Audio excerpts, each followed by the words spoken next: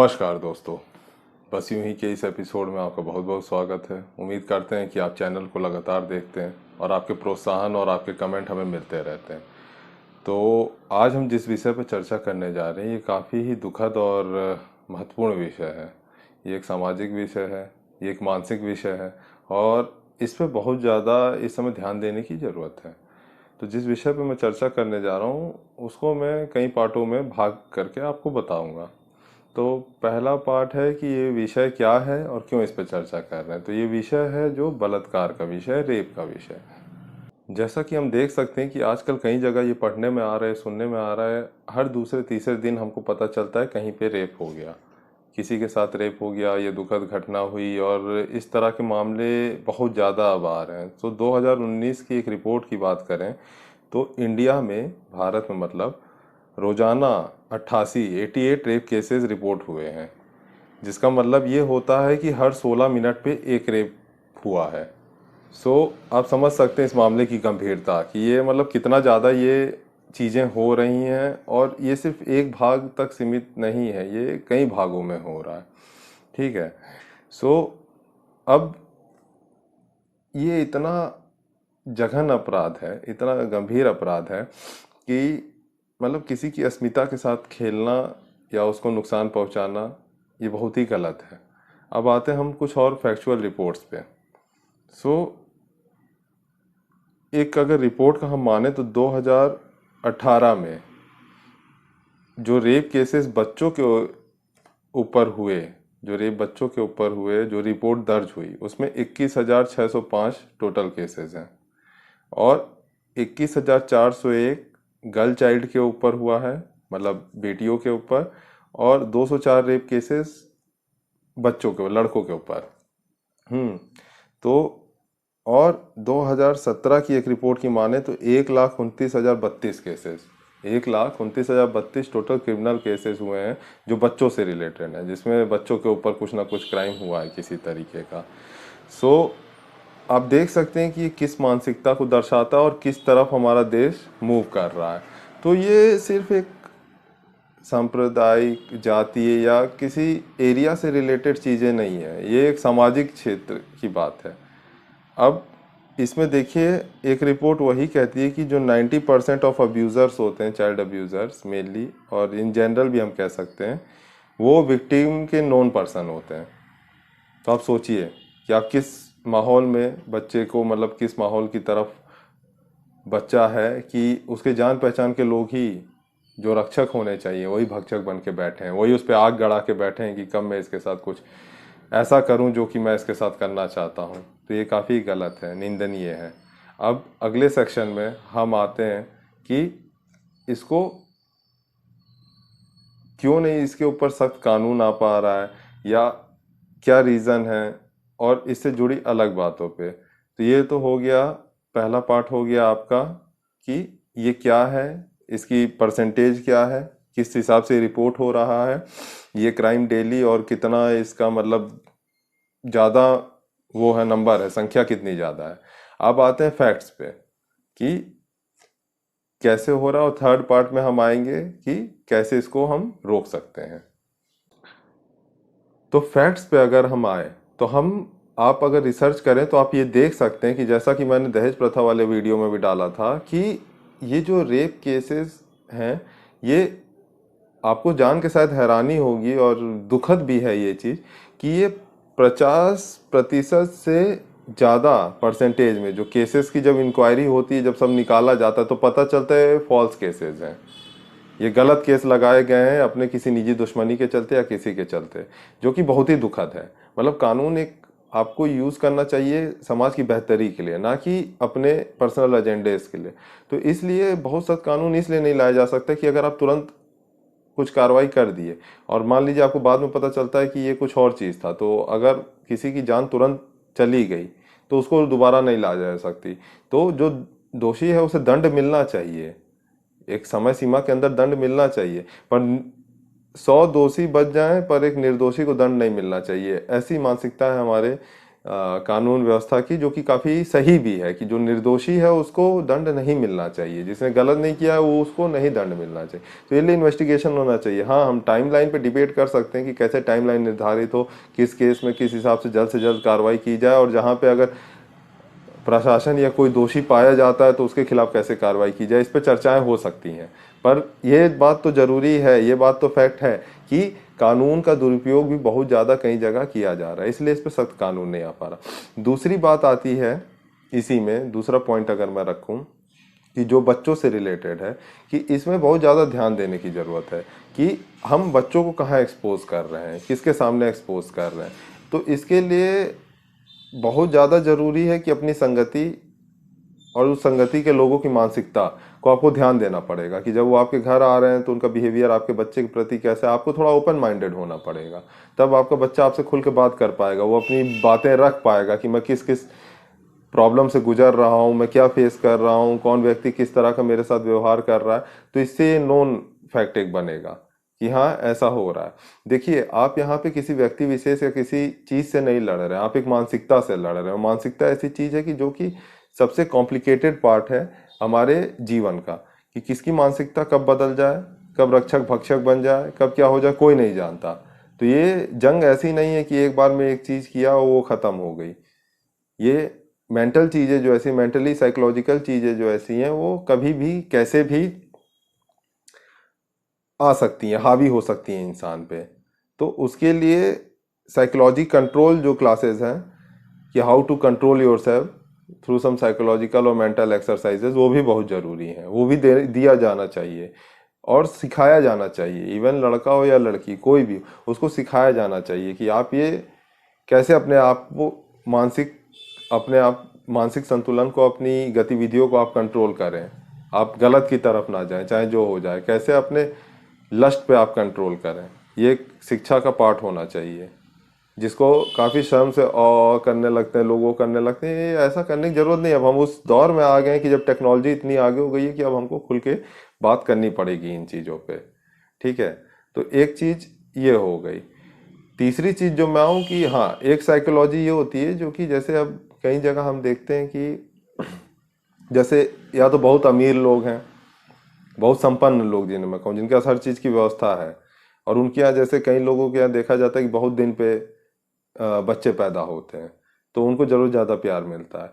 या कई जगह ये होता है कि मतलब एक ही बच्चा रहे या ऐसा हो, तो वहाँ पे उन बच्चों को इतना ज़्यादा प्यार मिल जाता है कि कई बार माँ बाप छोटी छोटी उम्र से इग्नोर करना शुरू कर देते हैं कि सही क्या है गलत क्या है, ये क्या सही कर रहा है क्या गलत कर रहा है।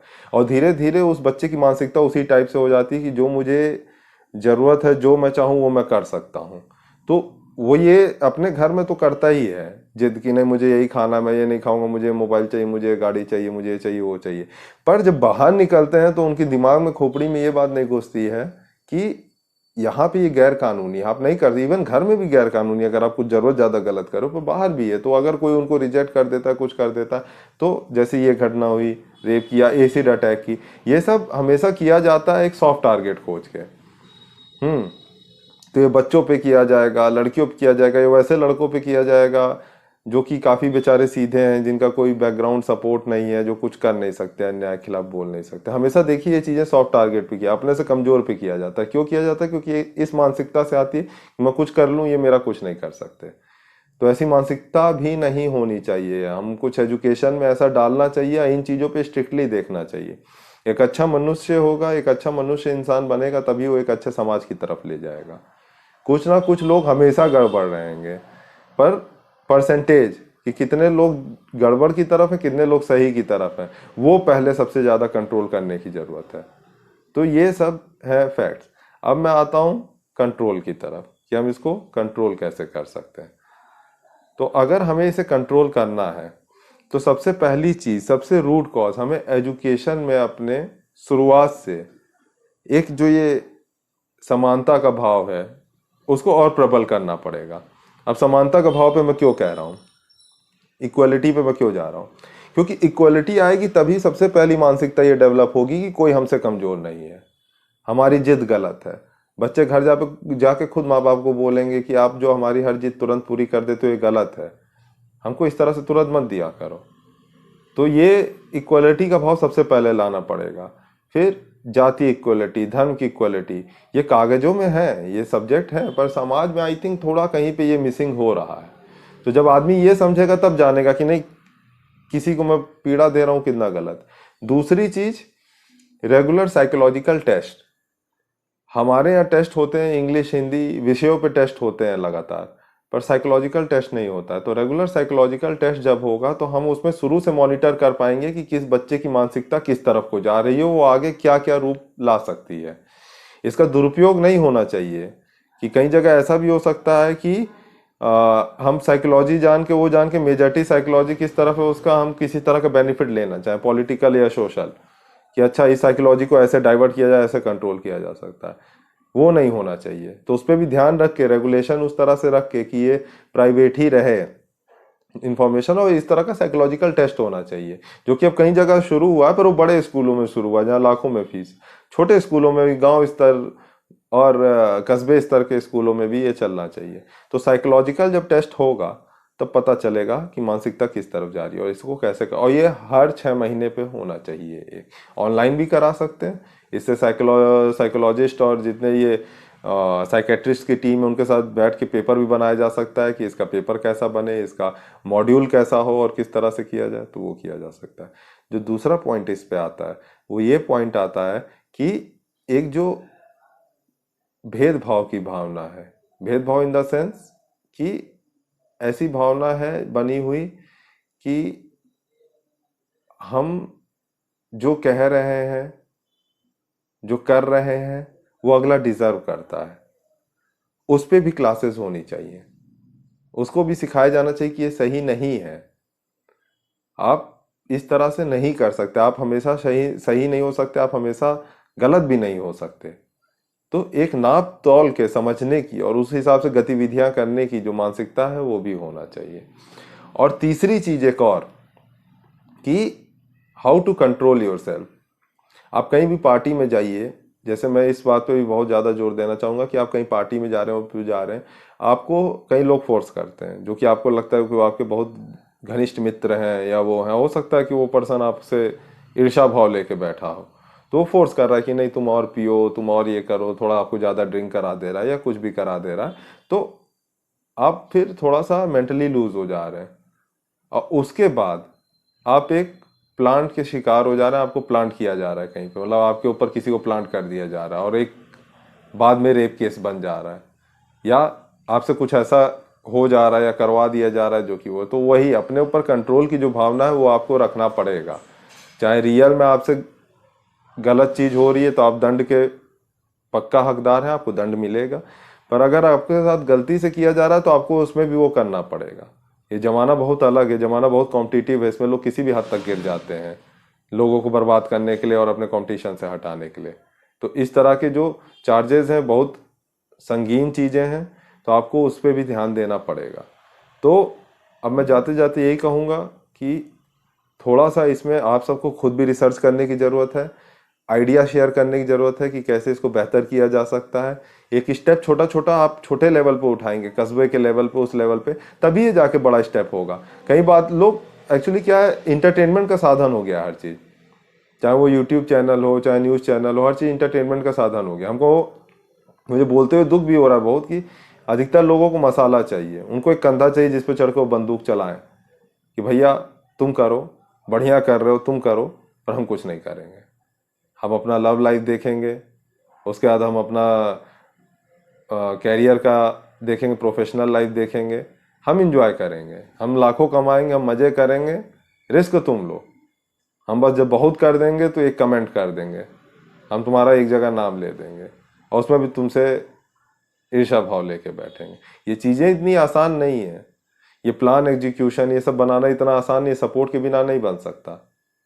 और इसलिए मैं कह रहा हूँ क्योंकि एज ए यूट्यूबर जब मैंने यूट्यूब शुरू किया, इन सब मुद्दों पे शुरू किया, तो मैं खुल के बताना चाहूँगा कि मेरा पहला प्लान ये नहीं था। मैं पोइट्री करता हूँ, मेरा पहला प्लान था पोइट्री और उन सब चीज़ों को करने का अपने यूट्यूब चैनल पे।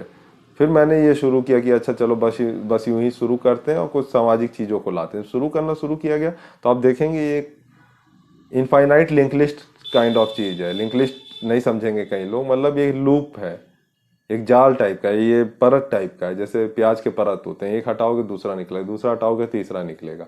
तो इस तरह कई परत हैं। तो एक इंसान या एक कुछ चुनिंदा इंसानों के बस का नहीं है। आपको जागना पड़ेगा, दूसरों के लिए नहीं, हीरो बनने के लिए नहीं, अपने लिए जागिए, अपने घर के लिए जागिए, अपने आने वाले पीढ़ी के लिए जागिए, समाज के लिए जागिए। क्रांतिकारी मत बनिए, पर एक जिम्मेदार नागरिक तो बन जाइए। तो इसी के साथ मैं आपसे आज्ञा चाहूँगा। मैं कहूँगा अगर आपके पास कोई और भी अच्छा सुझाव है तो आप ज़रूर कमेंट में लिखें, और जितना ज़्यादा हो सके जागरूकता फैलाएं, और ये साइकोलॉजिकल पॉइंट को ज़रूर मार्क करें और इस पर पढ़ें, रिसर्च करें, और कुछ कुछ इसके लिए इनिशिएटिव शुरू करें। और ग्रामीण लेवल पे या उस लेवल पे जहाँ पे रीच नहीं है इतनी टेक्नोलॉजी की, अभी या टेक्नोलॉजी पहुँच रहा है तो सिर्फ वो टिकटॉक के वीडियो या वहीं तक रुक जा रहा है, वहाँ पे एजुकेशन के वीडियो कोई पहुँचना चाहिए। आप माता पिता इन लोगों को समझाइए कि ये कैसे इस तरह से जागरूक हों। दुनिया को इंटरनेट से जोड़िए, आगे की तरफ बढ़िए और जागृत रहिए। इसी के साथ आज्ञा दीजिए। नमस्कार।